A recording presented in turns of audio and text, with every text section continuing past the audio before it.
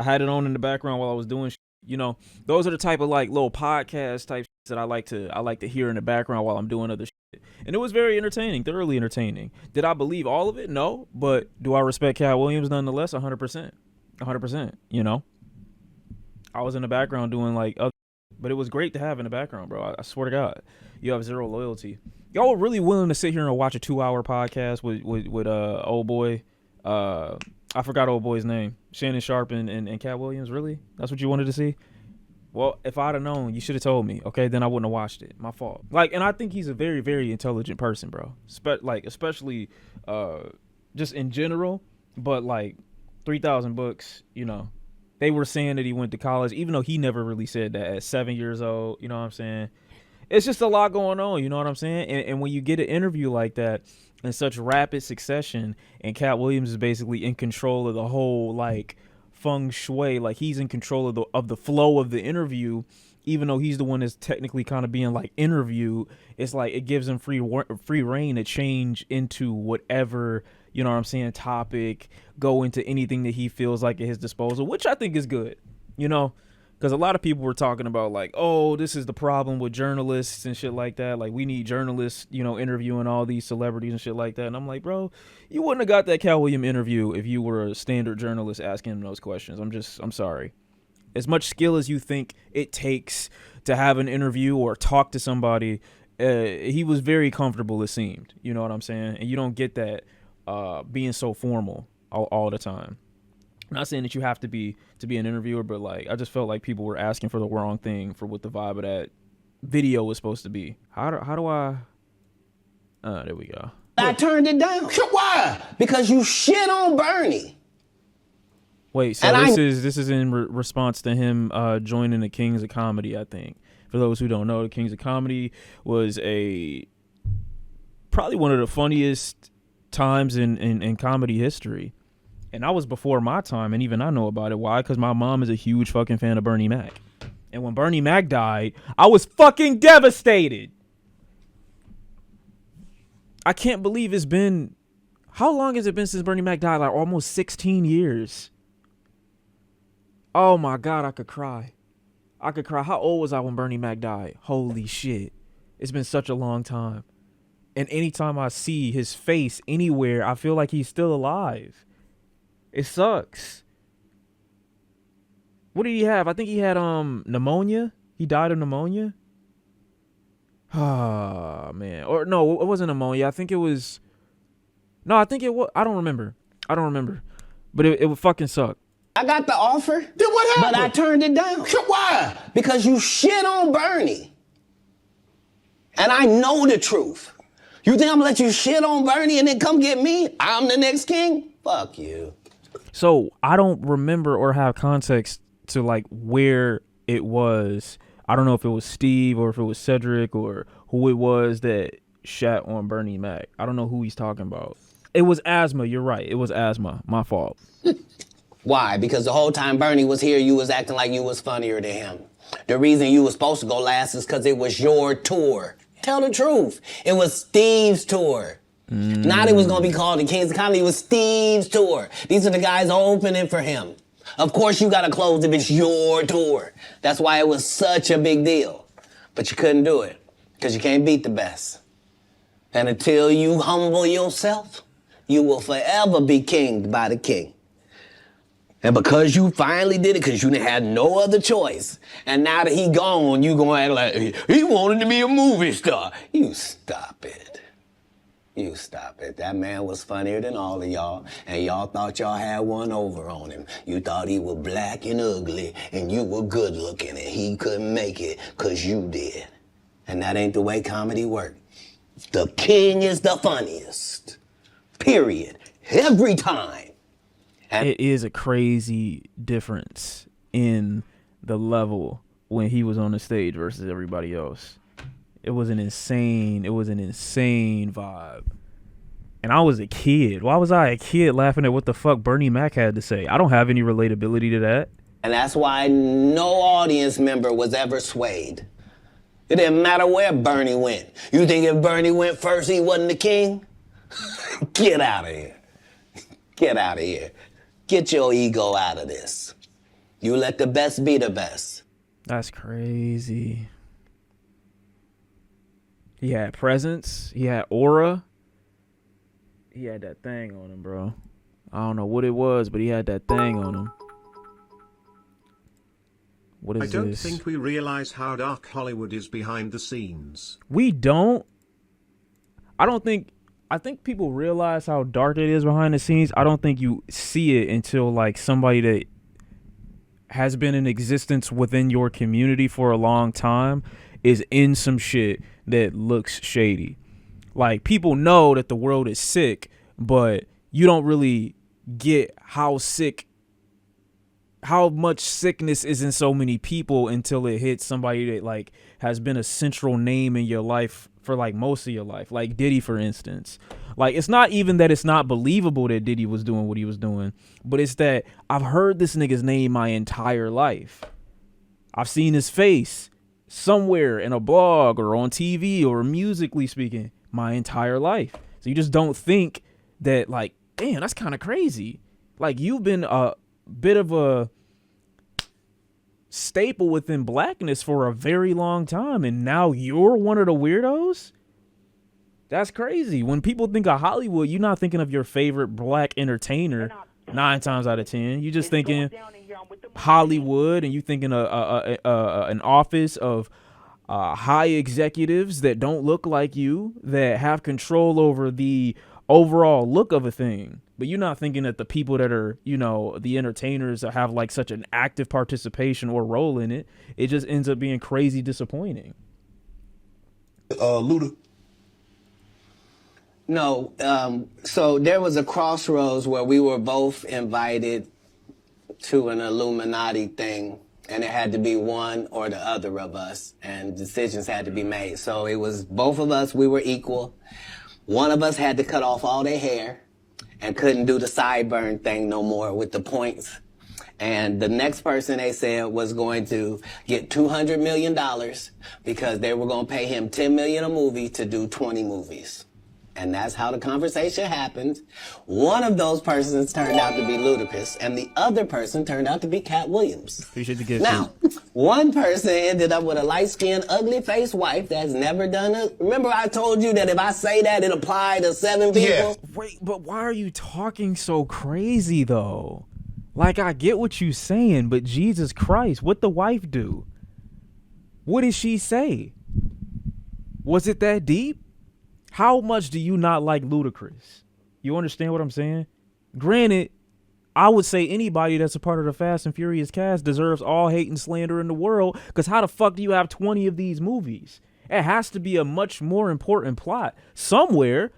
Who the fuck is watching Fast and the Furious and genuinely getting excited? I can see you going up to maybe Fast 4, Fast 5, like back in 2010, 2011, some shit like that. Maybe you watched out of boredom. But they are 20 fucking movies deep. Paul Walker died in 2013. How is the movie still going? Somebody told me these niggas were in space now, and I genuinely believed it. Is it serious? Are they actually in space? I don't know. I wouldn't be surprised if there were a Transformers and Fast and the Furious crossover, because there needs to be, to keep the franchise going. That's the only way you could justify another 3 movies, is if Vin Diesel is now controlling Optimus Prime in the fucking new Transformers movie. That's the only way you get more longevity out of this. How Ludacris or fucking Tyrese play a role in that, I don't know. I don't know. It's part of what they give you. Okay? I didn't get it. I'm not mad You'd watch that? Oh, fuck. I just gave niggas an idea. about it. How much money they give? 200. Sir, Fast and Furious is on what number right 10. now? 200 million. I might get me one of the more women look the same. That's what they all end up saying at the end of the day. I don't care, though, to be honest. If I'm Ludacris and they say cut your hair, you got to be in this garbage-ass franchise for, I don't know, a decade, maybe 2 of your life, and you get 200 million, you might not take that opportunity, but, like, actor, nigga. I don't give a fuck. I don't care. You mean to tell me all I gotta do is play like a little bit of a token in this movie, and I get 200 million over the course of I don't know how many movies or how many years, a decade and a half? Nigga, I don't give a fuck. Let me can I see like Ludacris's acting in any of those films real quick, just to see, you know what I'm saying, if his presence in the film is justifiable at 10 million. Meanwhile, Taraji Henson is talking about how she's getting underpaid and has been underpaid for mad long. And you telling me Ludacris is getting $10 million for doing this? For just doing this, wearing all black in a Fast and Furious movie. I gotta see what he's doing, because I haven't seen it. Y'all kept my blooper for 10 million. I definitely sold my soul. Nigga just standing there eating free food. I don't know. Katt might have a point. Who knows? I can't debunk it. I can't tell him he's wrong. Kevin told I know. you he wasn't gonna go wear no dress until they offered him the dress, and then he put it on. No, and what did he the say dress. after he wore it? Not the dress. I made my own decision. Duh. But you didn't make it before they brought it up, did you? It's okay. It's all right. So he started talking about Kevin Hart wearing a dress, blah, blah, blah, blah. Hold on. Wait, I guess this is the Cedric the Entertainer part. Cedric told If What you happened? told me I'll get 200 million in a decade just for being an NPC in a movie, I might think about it. Nigga, I'm doing more than thinking about it. I'm 100% performing as an NPC. Least valuable player on the field, Sean C. here reporting for duty. Where's my 10 mil? Where's my 10 mil? It's that simple. Are you willing to take back shots for the 2 mil? I am. First of all, it's 200 mil. First. Second of all, nobody said nothing about back shots. Nobody said nothing about butt stuff. Nobody said anything about lubrication. Nobody said anything about pegging. Nobody said anything about men. Nobody said anything about dresses. Nobody said anything about anything extra that I didn't consent to. All they said was be NPC in this movie, 200 million, cut your hair, marry an ugly white woman. That's what they said.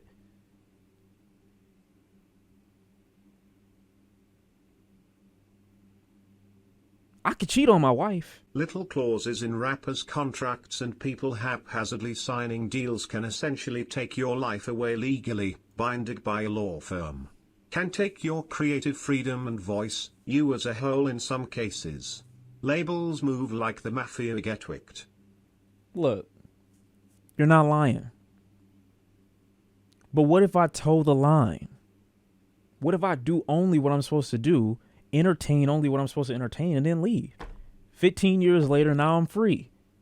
You think I'm really free, though? Y'all, his wife isn't ugly? Well, that's what he said. I didn't say that. What did he say? He said marry an ugly, light-skinned lady or something. I don't know why he said that. I don't even know what Ludacris' wife looked like. told you when you asked him, did you steal Now we're on stealing jokes. Katt Williams' joke? Yeah. He said it don't line up. How it don't line up? He thought that I was just a no-name comedian and that he could take this joke and nobody would know. Right. The issue was that I had already done this particular joke on BET's Comic View twice. Right. It had done so well on BET's Comic View that they had made it part of the commercial. So part of the commercial of make sure you tune in to BET was you seeing me doing this joke. So this is not just a random joke. This is my very best joke, and it's my last joke, and it's my closing joke. Okay. 1998, I'm doing this joke. It's on Comic View. I love Old Nigga Chronicles chat. Just hearing, like, you know, the stories and soaking up, you know what I'm saying, the legends and things like that. And while I do agree he's a legend, I'm talking about legends like this is a story from like 300 centuries ago. And I want to hear it because I never would have known or came in contact with this information had it not come from your mouth. Cedric comes to the comedy He could have died with this information and we'd have never known. store. He watches me in the audience. He comes backstage. He tells me what a great job I did and how much he loves the joke. 2 years later, he's doing that as his last joke on the Kings of Comedy. And he's doing it verbatim. He's just changed my car into a spaceship. Him and Steve had already apologized for me, so I gave him a pass. for a decade. Why would you sit here and be like, I saw Katt 30 times and Katt didn't do, as I stand before you, Shannon. Fit crazy. I would have bust Cedric's stomach. There was nothing that would have kept me from one of these in that patch right there. Like, are you kidding me? Patch is crazy. Why would you downplay me like that? Why did I give you a pass if you were just gonna lie? Cedric's sitting here telling you why he ain't a movie star. He over here look like a walrus. You didn't say nothing. He can't even get his arms off his stomach sitting over here. Why I'm not a movie star. Why are we body shaming though? Like, what did he do? I get what he did. I heard what he did. That's crazy. Look, Cedric the Entertainer has one funny moment, I think, in his entire career for me personally, and that's Johnson Family Vacation. And you will not tell me otherwise. He did a thing, and it will forever go down as one of my favorite movies and moments in all of Black history. What Solange and Bow Wow and Old Girl and Cedric did for that movie was revolutionary, and I'm not gonna let you slander at least that came from the spawn that is Cedric the Entertainer. Okay, it might not have been just because of him, but it was still a moment. It's a situation. He funny in Barbershop. I wasn't a big. I didn't love Barbershop. I'm not saying that it wasn't a good movie. It just wasn't my thing. What I landed on when I was a kid, Johnson Family Vacation. Probably because Solange was in there. Never wrote anything. Remember, when Cedric the Entertainer starts, he's supposed to be singing, dancing, and telling jokes. That's why he's called the Entertainer. Right. We found out he can't sing, can't dance, and doesn't write jokes. He did 4 comedy specials. They're so bad, Shannon, they're not available on Netflix or Tubi. Can I say that? Not Tubi, bro. Again, for the audience, they're so bad that they're not available on Netflix or Tubi. And so this is another problem that I have with this interview too, by the way. People are so upset with Shannon Sharpe. How do you address this? And apparently he's coming at people that have been on the show before. What am I supposed to say? You making the block hot. I can't even give my perspective. I can barely laugh. I'm literally sat right here curled up in a ball like, bro, what the fuck am I supposed to say to this? Go ahead, keep going. Like, what the fuck? I can't interview you like this. I'm being assaulted with information right now. He can't do shit. Look how big this nigga is. He can't do shit. You don't think Sam's a good comedian? The world doesn't think that, sir. I have 12 comedy specials. He has 4 specials that are not available on Netflix or Tubi. And this is the age of truth. And then he come at you with information after you try to shoot the nigga that he talking about some bail, and he shoots you down immediately. Oh my God. And the truth doesn't need to be scared of the fact that people tell lies. Katt's on drugs. Where are the stories? Why is there no story of anybody who ever sold a drug to me, did a drug with me, was around me when I was inebriated? Well, they wouldn't necessarily be good drug dealers if they came out and said it. They sold you something. That's one thing. But I do agree that this conspiracy that everybody who has somewhat controversial takes or something that isn't necessarily the status quo is high or on drugs or they're crazy is a sentiment that we need to leave behind. I got 5. Applying it to certain people. 5 daughters. I got 5 sons. Why would we tell these ridiculous stories? Because it's competition. Now, to be fair, Shannon doesn't have as much practice as Katt when it comes to playing verbal tennis. That's correct. But as a more traditional speaker, like guest-wise, I'm just inviting somebody to my quote-unquote man cave to have some simple conversation and shoot the shit. I didn't expect it to turn into this, most likely. And it's still entertaining. Nothing wrong with either of what they said. It's just like, how do I go into this? Like, do I challenge you on anything, especially when I don't even know what it is that you're talking about? You hit me with new information, mixing it in with your own testimony. I just got to let you spit for real.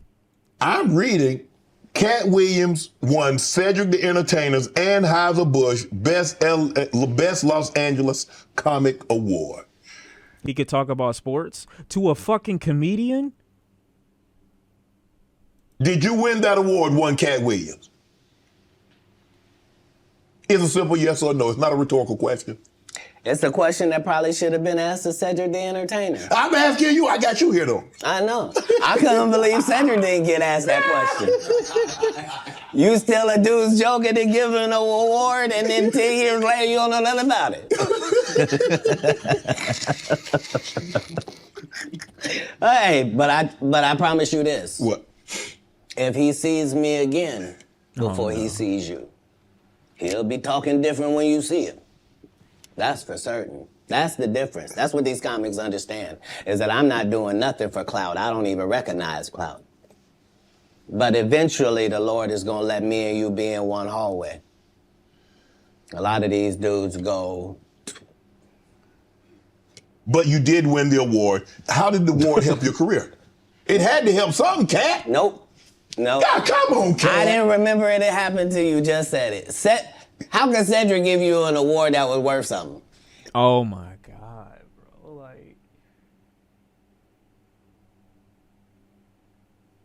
bro. Like, I can't. Everything Look at the silence. Like, what the fuck am I supposed to say? Cedric and Ricky Smiley ever been in got canceled for not being funny. Ah, brother, man. I want to speak. I want to say something. What can I do? What can I do? Imagine Cedric the Entertainer come up there not long after Katt this Williams joke? on some Ray J and Fabulous shit. Talking about he not really like that. I saw him last week. Nigga have a heart attack on the show. Okay, but what is the joke specifically? How this Nick G.A. rubbing. I wish I could hear it louder. It look like this. You flossing in a 6-shift convertible.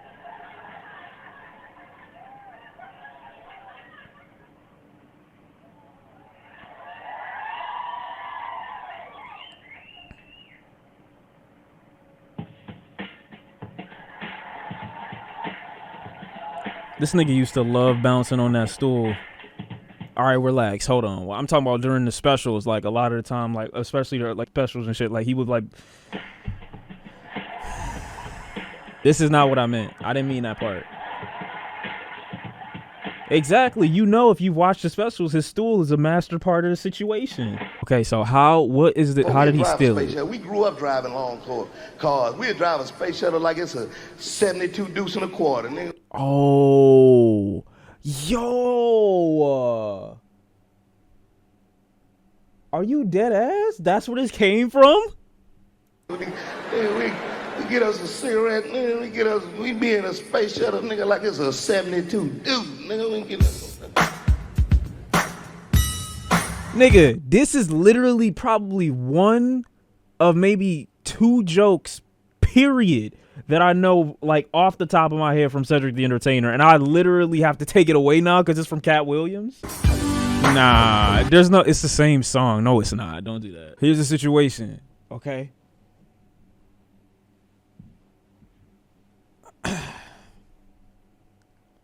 I think it was, can I see the original, like, can I find the original Katt, like, in all quality?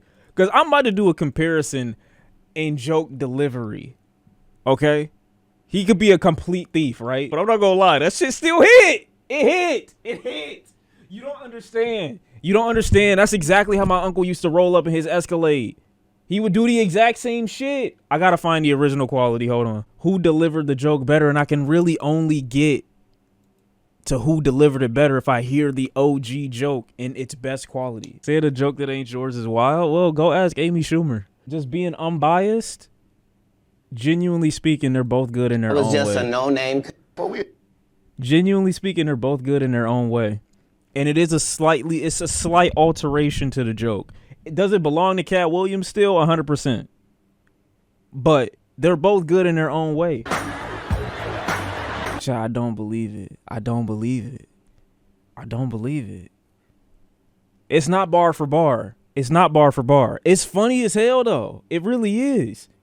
My uncle was notorious for doing some shit like this all the time. I know. I'm accepting it. It's not word for word, but it's inspired by. Basically, it's like 80 to 90% of Katt Williams. You know what I'm saying? But regardless, like I said, you have to give credit for that. If you do it and you don't give credit for that, then obviously it's stealing. it's plagiarism. And even if you wanted to give credit, no comedian will probably allow you to do something like that because it's off the back of a joke that they came up with genuinely, right? So I understand why there's anger there, understandably so. But the fact that this is one of Cedric the Entertainer's best comedic moments, and I'm finding out that it's from Katt Williams, is devastating. It's devastating information. I did not wake up. I did not expect to wake up this morning this disappointed. I'm gonna be honest. I'm so like, I don't think you understand. Like, I could cry right now. I'm gonna be honest with you. I could genuinely cry. That shit just hurt my feelings, nigga. Oh my God. He responds to Katt Williams saying he didn't know what Katt was talking. Oh, come on, nah, dog. Don't do that. Don't do that. They got you with them people now. Don't do that. What up, y'all? This can't be in reference to this though. There's no way this is in reference to it. What's up? It's, I'm gonna address this Katt Williams thing. Oh, never mind. Time, man. I saw people on there really commenting about that. Look, I have no idea what this brother is talking about. That joke is over 30 years old, close to 30-something years old. I did the Kings of Comedy in 1999. Probably have been doing that joke 6-7 years before that. Okay, if we can find information, if we can find footage of Cedric the Entertainer doing said joke prior to the instance in which we see it, then I'm all ears. You calling him a lying bitch, but I'm just shooting a little bail. I'm trying to be I'm trying to be fair. Where are the receipts? Look, chill. Research it. There is no footage. The limit does not exist. Wait. No, y'all saying Katt, but I mean, like, you never know. You know if Katt was doing comedy then, so you know. All right, now that's egregious. Okay. See, he might have opened up another can of worms by saying some shit like that. Any nigga go against Cedric the Entertainer, they got to go through me, and I'm standing behind Cedric. Like, at least like 25 feet behind him. Who am I to say a nigga lying or not? I don't know. Whoa, Sean, you fuck with his stand-up like that? I don't. And that's the fucked up part, too. I'm only caping for one joke. I don't care for Cedric the Entertainer's entire comedic career or nothing like that, or of any capacity. Like, if you really had to put the stacks up and measure Katt Williams against Cedric the Entertainer, or measure Katt Williams against most of the comedic industry that I'm aware of, I'm choosing Katt Williams. But it's just that joke in particular has such a special place in my heart because of how it reflects my real life. You feel me? I can't just let that go. And then he turned it down. Who gonna turn down $50 million? Now, I've had to turn down $50 million 4 times. Me too. On some real shit, chat. You don't even know. 4 times. Just to protect my integrity and that virgin hole I was telling you about. Right. Because P. Diddy be wanting to party. And you... Wait, no, we're actually in the same boat. Wait, no. I didn't mean it like that. No. But I'm saying it like in the sense that like turning down a Diddy situation, like that's actually like, are we brothers for real? That's not what I meant. He said virgin hole. I thought he was talking about a woman just now. I didn't know he was talking about his butthole. I didn't know that. No, I didn't say that. No, that's not what I'm saying. That's not what I meant. Oh, brother, man, that's not what I said. What I'm trying to insinuate was that situation I told y'all about a couple years ago. This happened back in 2018 and everything like that. Like Illuminati meeting, phone call on the back room. You know what I'm saying? But I didn't say yes. You feel me? I didn't say yes. And so the situation basically ended up being, read your Bible, repent. Right, repent always. Keep an open mind, not an open butt. And just like Katt Williams, you know what I'm saying, close yourself off the opportunity if the opportunity is coming from somebody that might be problematic.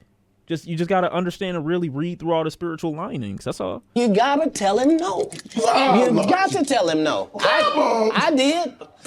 I did. See, I got the receipts for everything I'm telling you. That's why I can say them so freely. Can I need another one? You here, get your number. Thank you, sir. Thank you. Come on. Because early on you was accusing me of being... Katt, man. Yeah, it's crazy. I mean, but you know, some of these people... Martin tried to put me in my... See, he tried to ask a question, and then he assaults him with even more information. Number one, I never asked about Martin Lawrence. Never asked what he was into, what he doing right now. You just offered him up on a silver platter. Martin probably been on the show at this point. Thanks again. You didn't burn another bridge for me. Now Martin gonna come up here asking, yo, why didn't you address Katt Williams when he said, why you ain't tell him I was a good guy? You see what I'm saying? You putting me in positions, the same positions you didn't want to be put in by Diddy. What are you doing? First dress. When he had to go on his hiatus, he tell me, Katt, when I come back, I need you. You my young partner. You my brother in comedy. When I come back, just promise me that my next movie, it'll be me and you. We gonna do it together. We gonna do some buddy cop shit. I said, Martin, you got my motherfucking word. Okay, can I have more context to that? Because, like, I don't remember hearing that in the interview I watched yesterday. I don't even remember hearing Martin Lawrence's name. Maybe I was too wrapped up in what I was doing. He'll tell you a joke, but never a lie. This is not fucking jokes. It might be funny, but none of this was a fucking joke. I'm concerned. I am concerned. We need updates. I need a receipt on this. I gotta get some information. Chad, I almost opened up my fucking DMs. That's how perturbed I am right now. I did almost went into my I went to the bookmarks almost just now. I am not paying attention. I'm not okay. I know the bookmarks are forbidden, and I almost scrolled over there and just didn't give a fuck. What's in there just to make sure that I wouldn't have been canceled crazy? No, I'd have been good. Yeah, it's just mainly Katt Williams stuff anyway. Oh, nope, she eating a burger with the sound on. Never mind. Nah, if I'm a comedian, I get booed on stage. I'm never writing another. Bro, why? Close your legs. What the fuck? What are we doing? Of course I'm gonna control the interview, bro. Put your pussy away. I mean, this is how you end up with a Michael Blackson who's a real African doing a fake African accent. Okay, this guy is mad at me. All I did was give him the best advice of his life. Remember, he was wearing dirty dashikis. And I told him he needed to dress to be in the position that he's trying to say that he's in. Right. And if you're the African king of comedy, sir, there's actually comedians in Africa doing comedy. If you're going to say that, you got to go to Africa and get a school, dude. Everybody got, you got to put in some work. And these guys, they take my advice. They change their whole persona. And then they hate me for it. And generally, I'm just too big to comment or make a statement about it or do a live or any of that. But when it gets to be a whole grouping of these guys, I gotta come and talk to Shannon. Wow. How y'all feel about Michael Blackson? Y'all fuck with Africans?